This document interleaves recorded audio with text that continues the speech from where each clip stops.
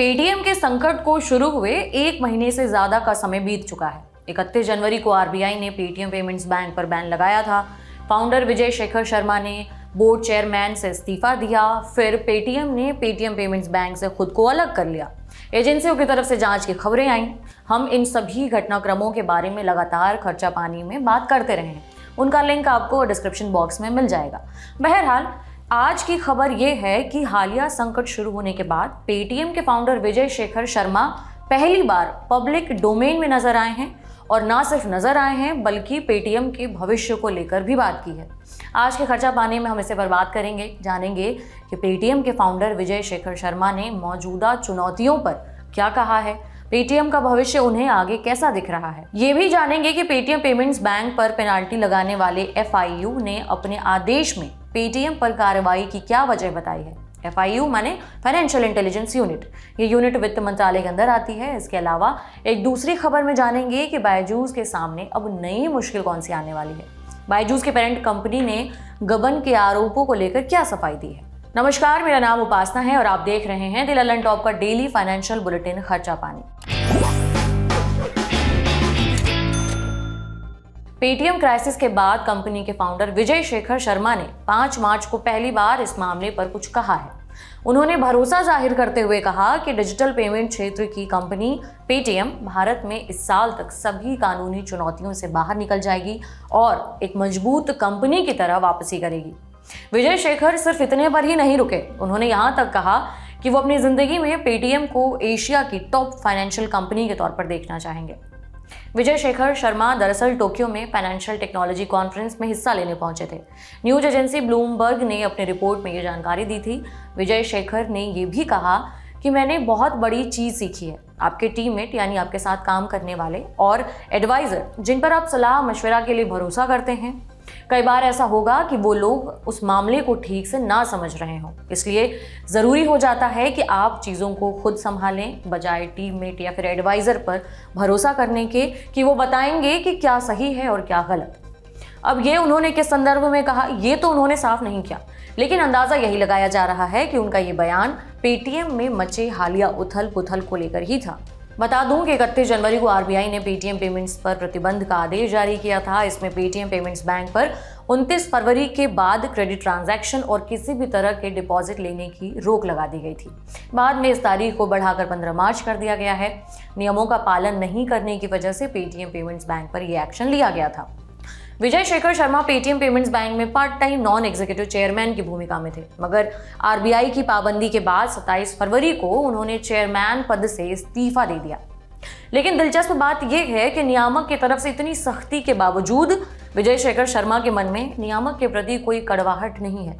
उन्होंने कार्यक्रम के दौरान ही एक और बात कहा कि इंडिया में स्टार्टअप्स के लिए हेल्दी माहौल बनाने में रेगुलेटर बहुत अहम भूमिका निभाते हैं। उन्हें डिजिटल पेमेंट्स कंपनी के भविष्य को लेकर भी पूरा भरोसा है। चीज़ें बहुत जल्दी बहुत बड़ी हो जाती हैं और सिस्टम के लिहाज से भी ज़रूरी हो जाती हैं। हमने देखा है कि हमारे नियामक कितनी तत्परता से किसी भी मामले में संज्ञान लेते हैं और ये देखकर हमें बड़ी खुशी होती है। इस बीच पेटीएम पेमेंट्स बैंक के मनी लॉन्ड्रिंग कनेक्शन में जांच कर रही एफआईयू के आदेश की कॉपी भी पीटीआई के हाथ लगी है। उसके मुताबिक एफआईयू ने अपने आदेश में कहा है कि एंटी मनी लॉन्ड्रिंग लॉ के तहत संदिग्ध लेन देन को पकड़ने और उसकी जानकारी देने के लिए एक इंटरनल मैकेनिज्म होना चाहिए, जो पेटीएम पेमेंट्स बैंक ने नहीं लगाए थे। इसी आदेश के आधार पर एफआईयू ने पेटीएम पेमेंट्स बैंक पर 1 मार्च को मनी लॉन्ड्रिंग के लिए करीबन 5.5 करोड़ रुपए की पेनल्टी लगाई थी। इस आदेश की कॉपी अब बाहर आ गई है। एजेंसी ने कहा कि उसने ये पेनल्टी ऐसे ही नहीं लगाई है। एफआईयू 4 सालों से पेटीएम पेमेंट्स की जांच कर रही है और 14 फरवरी 2022 को आखिरकार उसे कारण बताओ नोटिस जारी किया गया। उसके बावजूद भी कंपनी की तरफ से कोई कदम नहीं उठाए गए, तब जाकर 1 मार्च को पेनल्टी लगाई गई है। हालांकि पेटीएम पेमेंट्स बैंक के प्रवक्ता ने कहा है कि जिस पेनल्टी को लेकर चर्चा हो रही है वो कंपनी के एक अलग बिजनेस सेगमेंट के लिए जारी की गई थी और ये सेगमेंट 2 साल पहले ही बंद हो चुका है।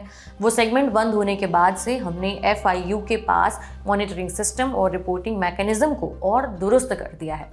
लेकिन पेटीएम के प्रवक्ता के इस बयान में हालिया घटनाक्रमों के मद्देनजर कुछ वजन नहीं नजर आ रहा है, क्योंकि अगर ऐसा ही था तो फिर पेटीएम पेमेंट्स बैंक का कामकाज आज शायद निगरानी में नहीं होता। लगे हाथों जरा पेटीएम के शेयरों का हाल भी जान लेते हैं। 6 मार्च को पेटीएम के शेयर 3.25% की गिरावट के साथ 391 रुपए के स्तर पर बंद हुए थे। और इसी के साथ अब रुख करते हैं दूसरे स्टार्टअप बायजूस की तरफ। एनडीटीवी प्रॉफिट के मुताबिक बायजूस का जो घाटा है वो वित्त वर्ष 2023 में और ज़्यादा बढ़ सकता है। एनडीटीवी प्रॉफिट ने अनुमानित आंकड़ों के आधार पर कहा है कि बायजूस का घाटा वित्त वर्ष 2023 में बढ़कर 8553 करोड़ रुपए रह सकता है, जो इससे ठीक पिछले वाला वित्त वर्ष 2022 में 8240 करोड़ रुपए था। रेवेन्यू के मामले में हालांकि कंपनी को थोड़ी राहत दिखी है। कंपनी का रेवेन्यू वित्त वर्ष 2023 में 6245 करोड़ रुपए रहने की बात कही गई है, जबकि इससे पिछले वाले वित्त वर्ष 2022 में यही रेवेन्यू 5015 करोड़ रुपए था।